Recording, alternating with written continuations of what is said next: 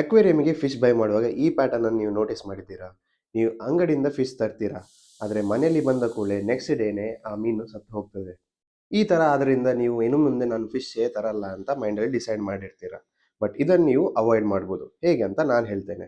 ಮನೆಗೆ ಫಿಶನ್ನು ತಂದ ಕೂಡಲೇ ಫಸ್ಟ್ ಆಗಿ ಅದನ್ನು ಆಕ್ಲಿಮೇಟ್ ಮಾಡಬೇಕು. ಹೀಗೆ ಆ ಕವರಲ್ಲೇ ನೀವು ಅದನ್ನು ಯಾವ ಅಕ್ವೇರಿಯಮಲ್ಲಿ ಬಿಡ್ತೀರಾ ಅದಲ್ಲಿ ಈ ಥರ 15 ಮಿನಿಟ್ಸಿಗೆ ಪ್ಲೇಸ್ ಮಾಡಬೇಕು.